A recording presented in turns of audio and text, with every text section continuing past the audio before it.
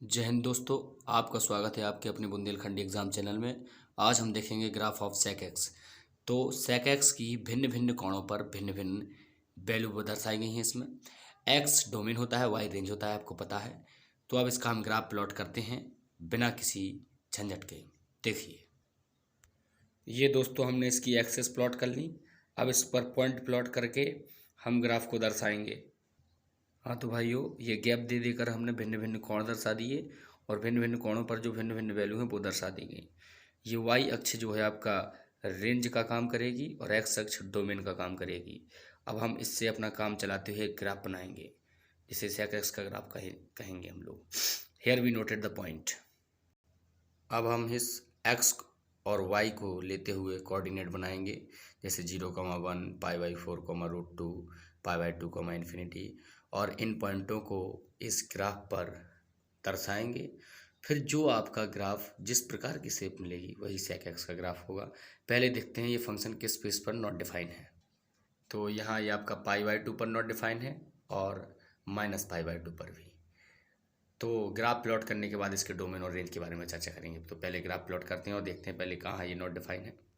तो हमने देखा ये फंक्शन π/2 और -π/2 पर नॉट डिफाइन है, तो वहाँ पर हमने एक डॉट डॉट लाइन दर्शा दी, क्योंकि इसको ग्राफ टच नहीं करेगा। और भी फंक्शन पर ये नॉट डिफाइन होगा, लेकिन वो हमने इसलिए दर्शाई है क्योंकि हमारा ग्राफ इतने से ही काम चल जाएगा। नाउ अब हम ये पॉइंट जो हैं x, y वाले, इनको ग्राफ पर लाएंगे और ग्राफ दर्शाएंगे। तो हम पॉइंट देखते हैं 0,1। तो 0,1 आपको 0 इधर 1 इधर, तो पॉइंट आपको मिल जाएगा इधर। π/4 √2 ये पॉइंट मिलेगा आपको इधर, क्योंकि π/4 इधर है और √2 इधर, तो इधर पॉइंट मिल गया।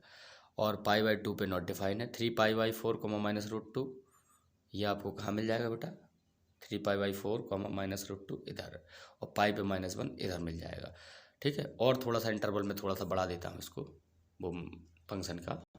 तो ये मैंने थोड़ा सा बढ़ा दिया इसको, और आगे भी बहुत सारे होंगे, लेकिन इतने से काम चलाएंगे हम। 3π/2 पर फंक्शन नॉट डिफाइन होगा, क्योंकि π/2 पर नॉट डिफाइन था, तो 3π/2 पर भी होगा, 5π/2 पर भी होगा, मतलब विषम वाले जितने भी होंगे सब पर होगा।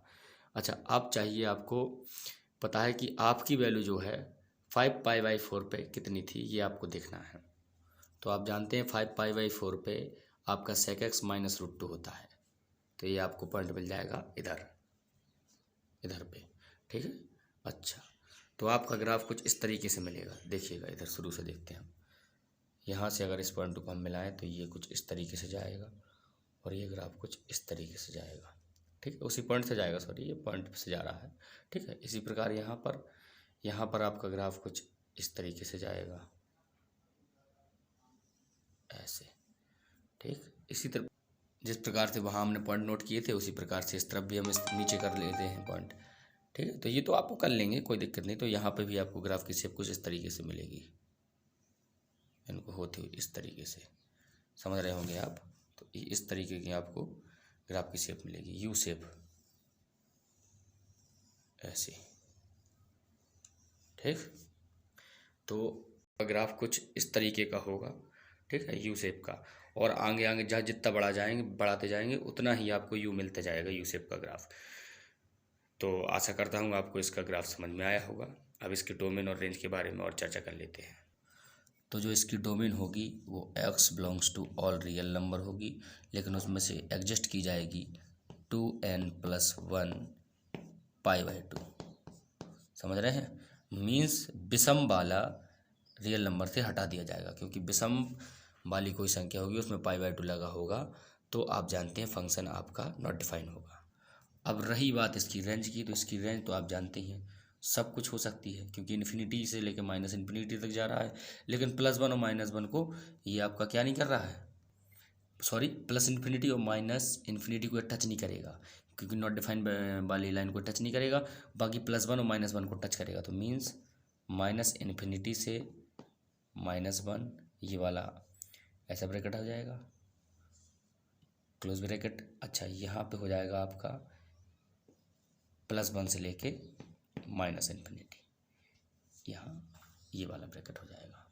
तो यहाँ आप समझिए, यहाँ इस ब्रैकेट का मतलब ये होता है कि ये वाला शामिल नहीं है, और इसका मतलब ये होता है कि ये शामिल है। यूनियन +1 से लेके -∞। तो आपको इसमें कोई दिक्कत हो तो आप कमेंट कर सकते हैं। जय हिंद दोस्तों।